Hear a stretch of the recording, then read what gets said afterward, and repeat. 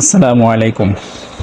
আজকে আমরা সূরা বাকারার 12 নম্বর আয়াত নিয়ে আলোচনা করব।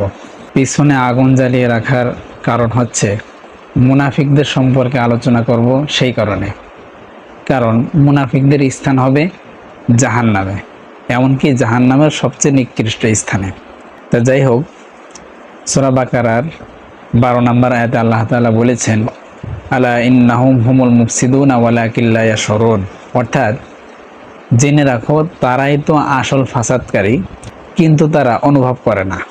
এই আয়াত শুধু 1400 বছর আগের কোনো ঘটনার জন্য নয়, বরং আজকের পৃথিবীর জন্য যেন জীবন্ত বার্তা। আল্লাহ এখানে এমন এক শ্রেণী মানুষের কথা বলেছেন যারা মুখে শান্তি, উন্নয়ন আর সংস্কারের কথা বলে, কিন্তু বাস্তবে তারা সমাজে ধ্বংস, বিভেদ আর অন্যায় ছড়ায়। এরা এমনভাবে নিজেদের কাজকে ন্যায় মনে করে যে বুঝতেই পারে না তারা আসলে কত বড় ক্ষতি করছে।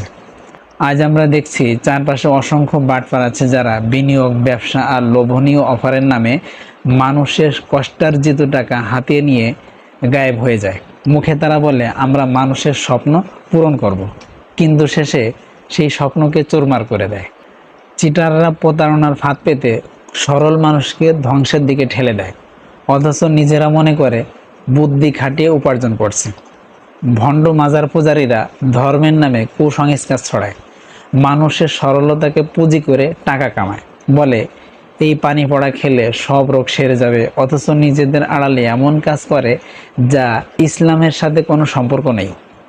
প্রতারক ও অন্যায়কারীরা ন্যায় বিচারের কথা মুখে বললেও বাস্তবে ক্ষমতার অপব্যবহার করে, নিরপরাধকে শাস্তি দেয় আর অপরাধীকে রক্ষা করে।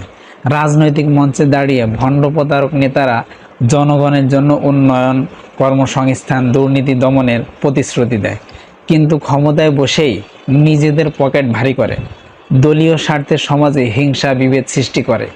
অথচ আল্লাহ এই আয়াতে যেন এদের চেহারা উন্মোচন করছে, কারণ এরা ভাবে তাদের কর্মকাণ্ড ন্যায়সঙ্গত, অথচ বাস্তবে তারা ফাসাদের মূল উৎস। আপনি যদি ভালো করে লক্ষ্য করেন, দেখবেন আজকে কেউ পরিবেশ রক্ষার নামে প্রজেক্ট নিচ্ছে, কিন্তু সেই প্রজেক্টের জন্য বন ধ্বংস করছে, নদী দখল করছে। কেউ মাদকের বিরুদ্ধে কথা বলে, অথচ আড়ালে সেই ব্যবসার সাথেই যুক্ত। রাজনীতির ক্ষেত্রেও দেখা যায় শান্তির কথা মুখে বললেও গোপনে নিজেদের ক্ষমতা টিকিয়ে রাখতে বিরোধ, সংঘাত আর ঘৃণা ছড়ায়। এই আয়াত আমাদের সতর্ক করে দিচ্ছে, শুধু মুখের বলি নয়, বরং কাজের মাধ্যমে সত্যিকারের ন্যায় ও শান্তি প্রতিষ্ঠা করতে হবে। কারণ আল্লাহর দৃষ্টিতে ফাসাদকারী মানে সেই ব্যক্তি যে অন্যায় ও মিথ্যার আড়ালে নিজেকে সংস্কারক বলে দাবি করে। তাই আমাদের উচিত নিজেদের আমল যাচাই করা, আমরা কি সত্যি সমাজে উপকার আনছি, নাকি নিজেদের অজান্তে ফাসাদের অংশ হয়ে যাচ্ছি। আল্লাহ আমাদের বাটপার, ছিটার, ভণ্ড, প্রতারক, অন্যায়কারী, ধোঁকাবাজদের দল থেকে রক্ষা করুন এবং প্রকৃত ন্যায় এবং সত্যের পথে রাখুন। আল্লাহ তাআলা তৌফিক দান করেন। আসসালামু আলাইকুম।